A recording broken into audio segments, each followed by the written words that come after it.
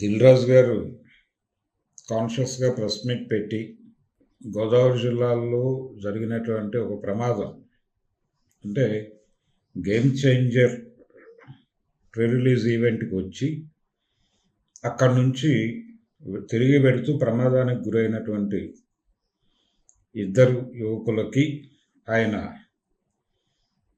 సంతాపం తెలియజేయటమే కాకుండా వాళ్ళిద్దరికి ఇద్దరు కుటుంబాలకి కూడా ఆర్థిక సహాయం ప్రకటించారు ఆయన. ఇది చాలా కాన్షియస్గా జరిగింది. కాన్షియస్గా అంటే సంధ్యా థియేటర్ ఇన్సిడెంట్ సినిమా వాళ్ళ మీద కొంత ప్రభావం చూపించిన మాట వాస్తవం. జనరల్గా ఇలాంటివి దులిపేసుకుని వెళ్ళిపోయేటువంటి పరిస్థితిలో ఉంటారు, కానీ ఇది దులిపేసుకుని వెళ్ళిపోయే పరిస్థితి కాదు అనే విషయాన్ని వాళ్ళ బుర్రల్లోకి ఇంజెక్ట్ చేయడంలో రేవంత్ రెడ్డి గారు చాలా సక్సెస్ అయ్యారనేది అనిపించింది నాకు దిల్ రాజు గారి ప్రెస్ మీట్ చూసిన తర్వాత. ఇది ఒక అంశం అయితే, ఈ టికెట్ రేట్ల పెంపు గురించి ఆయన మాట్లాడుతూ ఇతర ప్రాంతాల్లో ఈ హైకులు ఉన్నాయా అని ఒక ప్రశ్న వచ్చింది ఆయన ముందుకి. వచ్చినప్పుడు లేవు అని చెప్పారు ఆయన. ఇతర ప్రాంతాల్లో లేవు, తెలుగు రాష్ట్రాల్లోనే ఉంది అని కన్ఫర్మ్ చేస్తూ, ఇక్కడ ఇమేజ్ ఉంది కదా, ఇక్కడ మన హీరోలకు ఇమేజ్ ఉంది కాబట్టి ఇక్కడ వర్కౌట్ అవుతుంది, ఇతర ప్రాంతాల్లో మనం సినిమాను ప్రమోట్ చేయాలి కాబట్టి, అంటే ఎవరు కొనుక్కున్నారో వాళ్ళు ప్రమోట్ చేసుకోవాలి కాబట్టి అది వాళ్ళ బాధ్యత అవుతుంది అన్న టోన్లో ఆయన ఉపన్యాసం నడిచింది. ఇక్కడ స్ట్రైట్గా ఒకటే ప్రశ్న దిల్ రాజు గారికి, అదేంటంటే, అయ్యా మీరు బిగ్ బడ్జెట్ సినిమాలు పాన్ ఇండియా సినిమాలు తీస్తున్నారు, బాగానే ఉంది, అయితే మీ పాన్ ఇండియా సినిమాలు ఎందుకు తీస్తున్నారు, ఎందుకు ఇంత ఖర్చు పెడుతున్నారు అంటే, మీకు మార్కెట్ విస్తరించింది కాబట్టి డబ్బులు పెడుతున్నారు, మీకు డబ్బులు వస్తున్నాయి కాబట్టి డబ్బులు పెడుతున్నారు. మార్కెట్ విస్తరించినప్పుడు ఆటోమేటిక్గా డబ్బులు వస్తాయి. మీరు ఒక రాష్ట్రంలో వ్యాపారం చేసుకునేటప్పుడు పెట్టేటువంటి డబ్బులకి 14 రాష్ట్రాల్లో వ్యాపారం చేసుకునేటప్పుడు పెట్టేటువంటి డబ్బులకి ఖచ్చితంగా తేడా ఉంటుంది. ఇది మీ మార్కెట్ ఎక్స్పాన్షన్ కోసం క్వాలిటీ సినిమా తీయాలి కాబట్టి, క్వాలిటీ సినిమా తీయాలంటే డబ్బులు పెట్టాలి కాబట్టి చేస్తున్నారు. గతంలో హిందీ సినిమాలు వాళ్ళు చేసింది ఇదే, బాలీవుడ్ చేసింది ఇదే. బాలీవుడ్ సినిమాలకి, బాలీవుడ్ హీరోలకి రెమ్యూనరేషన్లు సౌత్ ఇండియన్ సినిమాల కంటే ఎక్కువ ఎందుకు ఉండేవి? వాళ్ళ బడ్జెట్లు బిగ్ బడ్జెట్లు ఎందుకు ఉండేవి? షోలే లాంటి సినిమాలు వాళ్ళే ఎందుకు తీయగలిగారు, మనం ఎందుకు తీయలేకపోయాం? మనం భారీ బడ్జెట్ అంటే భీభత్సమైన కథలు తయారు చేసుకుని కూడా ఏదో చిన్న బడ్జెట్లో ఎలా నడిపించేయాలి అన్న టోన్లో మన చిత్రీకరణలు నడిచిన విషయం అందరికీ తెలుసు. ఎందుకు జరిగింది అలాగా అంటే లిమిటేషనే, మార్కెట్ లిమిటేషన్ వలన అలా జరిగింది. అయితే ఇప్పుడు మీరు ఈ మార్కెట్ లిమిటేషన్ లేదు, ఇప్పుడు మీరు గ్లోబల్ మార్కెట్కి వెళ్ళిపోతున్నారు. ఈ గ్లోబల్ మార్కెట్కి వెళ్ళిపోతున్నప్పుడు మీ సినిమాలను విదేశీ భాషల్లో కూడా అనువదించండి. విదేశీ భాషల్లో కూడా అనువదించి మీ సినిమాల మీరు తీసుకునేటువంటి పాయింట్, అది లోకల్ పాయింటే కావచ్చు, కానీ దాన్ని గ్లోబల్ లెవెల్లో చెప్పగలిగితే సినిమాలకు డబ్బులు వచ్చేస్తాయి. కానీ మీరు అలా అనుకోవడం లేదు. మీ సబ్జెక్టు మీద మీకు నమ్మకాలు లేక 3 రోజులు 4 రోజుల్లోనే సినిమాలని ముగించేయాలనుకుంటున్నారు, ఆడియన్స్కి ఆప్షన్ లేకుండా. అసలు శతదినోత్సవాలు అలాగే స్వర్ణోత్సవాలు లేకుండా చేసింది కూడా ఒక రకంగా దిల్ రాజు గారు అనేది ఒక అభిప్రాయం ఉంది ప్రపంచంలో. అదేంటంటే, ఆడియన్స్ సినిమాలలో నష్టాలను నివారించడం కోసం ఆడియన్స్కి ఆప్షన్ లేకుండా చేసి, ఏదైనా పెద్ద హీరో సినిమా రిలీజ్ అయ్యేటప్పుడు సినిమాకి గ్యాప్ ఇచ్చి, పెద్ద హీరోల సినిమాలకు గ్యాప్ ఇచ్చి, ఒక పెద్ద హీరో సినిమా రిలీజ్ అవుతున్నప్పుడు ఇంకొక పెద్ద హీరో సినిమా రిలీజ్ కాకుండా దాన్ని హోల్డ్ చేసి 10 రోజులు 15 రోజులు ఇలా రిలీజులు ప్రాపర్గా ప్లాన్ చేసి దేశంలో ఉన్న అన్ని థియేటర్స్లోనూ ఈ సినిమాయే రిలీజ్ చేసి ఆడియన్స్కి ఆప్షన్ లేకుండా చేసి, సినిమాకి వెళ్ళాలనుకుంటే చచ్చినట్టు ఈ సినిమాయే చూసేటువంటి ఒక కాంట్ బట్ సిచ్యుయేషన్ క్రియేట్ చేసి డబ్బులు వసూలు చేసేటువంటి కార్యక్రమం ప్రారంభించింది దిల్ రాజు గారు అనేది ఒక అభిప్రాయం చాలా సందర్భాల్లో చర్చకు వచ్చినటువంటి సందర్భం అందరికీ తెలుసు. అందుచేత స్ట్రైట్ అవే నేనే అంటున్నాను, నా అభిప్రాయం కూడా అదే. అందుకని శతదినోత్సవాలని అలాగే రజతోత్సవాలని లేకుండా చేసింది ఎవరు అనే ప్రశ్నకు వస్తే మళ్ళీ మీ వైపే వేలు తిరుగుతుంది. ఇప్పుడు మీరే స్వయంగా శతదినోత్సవాలు లేవు అని చెప్పి బాధపడటం, గతంలో రన్నుండేది, నెమ్మదిగా డబ్బులు వచ్చేవి, ఇప్పుడు ఆ పరిస్థితి లేదు అని చెప్పి చాలా, అంటే వారం రోజుల్లో డబ్బు చేసుకోవాలి కాబట్టి మేము రేట్లు పెంచేస్తున్నాం. ఎందుకు ఇప్పుడు కూడా రన్నుకి వెళ్ళొచ్చు మీరు, మీ సినిమాలో దమ్ము ఉంటే రన్నుకి ఎందుకు వెళ్ళకూడదు? మీ సినిమా జనం చూస్తారు. అంటే ఇదివరకు కూడా వారానికి 10 సినిమాలు రిలీజ్ అవుతున్నటువంటి సందర్భంలో కూడా కొన్ని సినిమాలు సక్సెస్ అయ్యేవి, జనం ఆ సినిమాకే వెళ్ళేవాళ్ళు చూస్ చేసుకుని.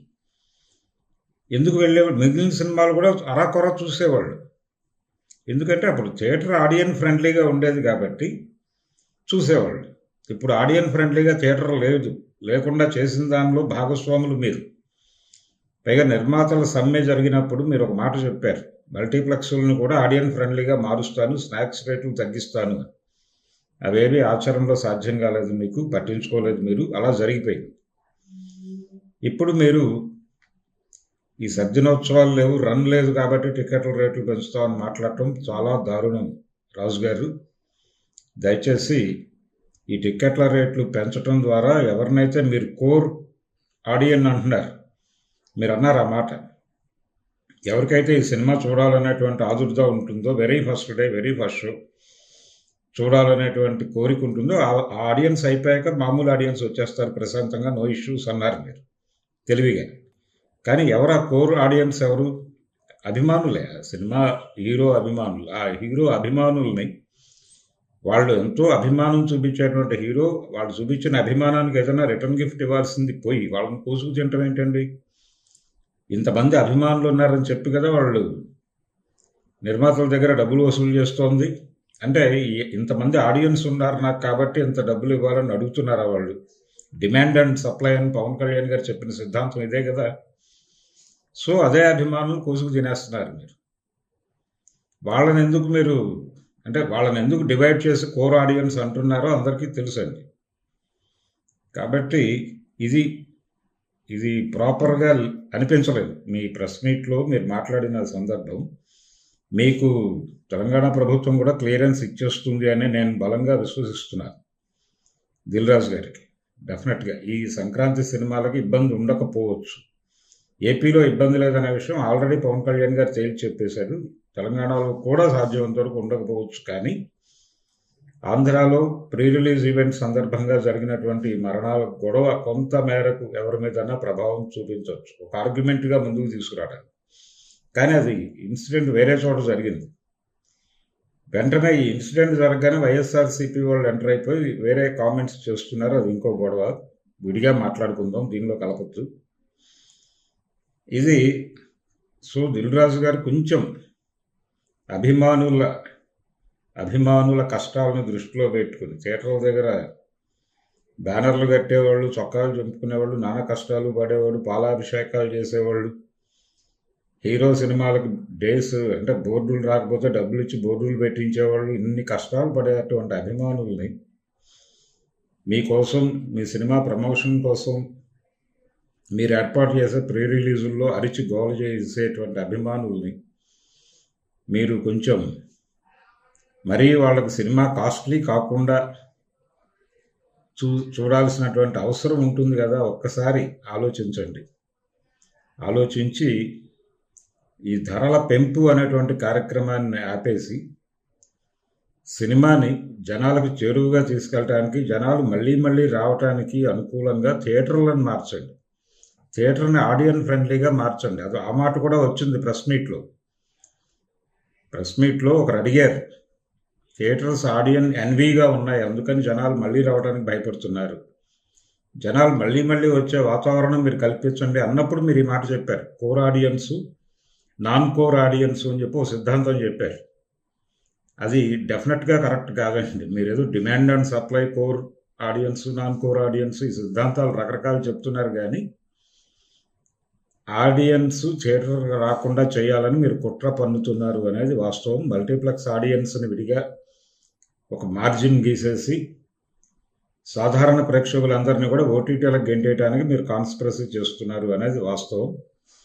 కాబట్టి ఓపెన్గా ఉండండి. సినిమాలని చూసేటువంటి సినిమాని సామాన్యుడు కూడా చూసేటువంటి అవకాశం, థియేటర్లో చూసేటువంటి అవకాశాన్ని తప్పించకండి దయచేసి. ప్రభుత్వాలు మీకు అనుకూలంగా ఉన్నాయి కాబట్టి మీరు ఇష్టం వచ్చిన నిర్ణయాలు తీసుకుని సాధారణ ప్రేక్షకుల్ని వేధించే, ఏడిపించే, అభిమానుల గొంతులు కోసుకు తినేటువంటి కార్యక్రమాలు విరమించుకుంటే మంచిదని చెప్పడం కోసమే ఈ వీడియో చేస్తున్నాను.